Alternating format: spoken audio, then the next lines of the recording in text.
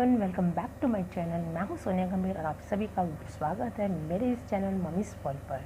आज हम बात करेंगे न्यू बॉर्न बेबी के ऊपर।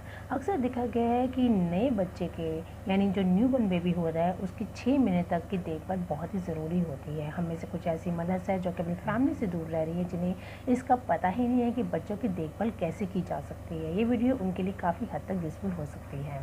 देखा गया है कि जब बच्चे न्यू बॉर्न बेबी होते हैं, खासकर उनकी जो गर्दन है उसका खास कर ध्यान दिया जाता है, क्योंकि उनकी जो गर्दन है बहुत ही सेंसिटिव होती है, जिसके कारण उनकी गर्दन पर विशेष रूप से ध्यान दिया जाता है।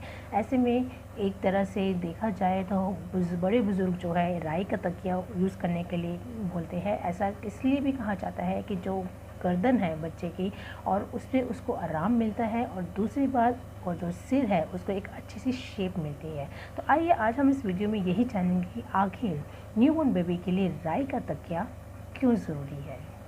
न्यूबॉर्न बेबी का जो सिर है बहुत ही नाजुक होता है, और यहाँ तक कि उसकी गर्दन भी बहुत नाजुक होती है। ऐसे में उसके सिर के नीचे एक ऐसा मुलायम तकिया रखने की ज़रूरत होती है जिसकी वजह से उसके सिर और गर्दन को नुकसान ना हो।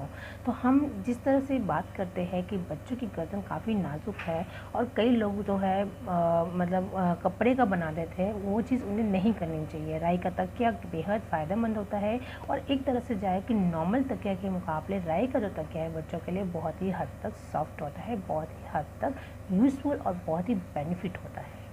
अक्सर देखा गया है 8 से 9 महीने के बच्चों को राई का तकिया यूज़ करने की सलाह दी जाती है।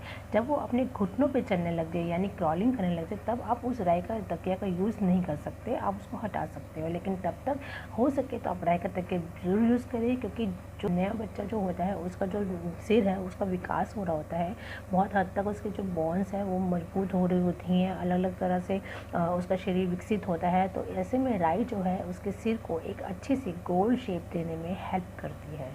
अब हम जानेंगे कि राई का तकिया आपके बच्चे के लिए किस तरह से हेल्पफुल साबित होता है। इसका क्या फ़ायदा है? पहला फ़ायदा तो इसका यही है कि बहुत ही कंफर्टेबल होता है बच्चों के लिए।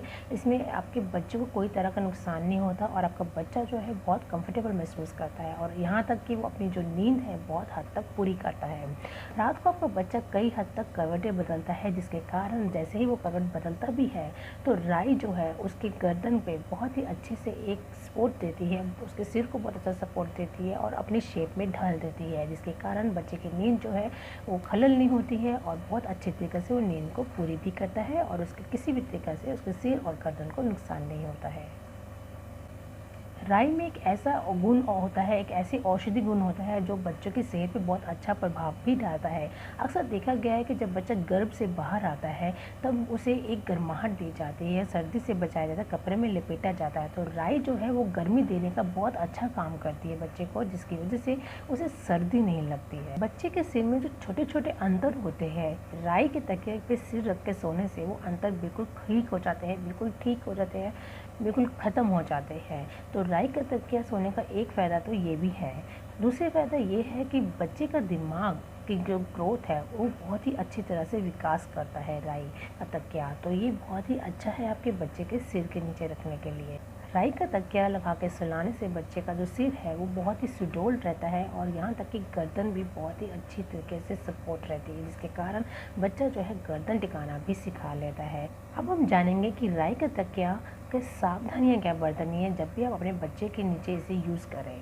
अक्सर आपको इस चीज़ का ध्यान रखना है कि जब आप अपने बच्चे को तकिया के ऊपर सुला रहे हैं तो ध्यान रखें कि तकिया का जो सुलाने का आपका तरीका है आप उसको सही ढंग से यूज़ करें, सही ढंग से रखें, आप उसको गलत तरीके से यूज़ ना करें।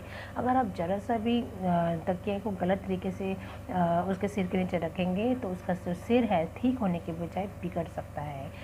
दूसरा, आप राई का तकिया जब बनाते हैं तो उसमें बहुत एक्सेस मात्रा में राई नहीं डालनी है। ज़्यादा राई डालने से तकिया बहुत ज़्यादा कठोर और बहुत ज़्यादा हार्ड हो जाता है। तो आपको ये ध्यान रखना है कि आपको राई इतनी डालनी है कि जब आप तकिया को हिलाएं तो राई आपके हाथ से इधर भी फिसल रही है और उधर भी फिसल रही है। इस चीज़ का आपको ध्यान रखना है।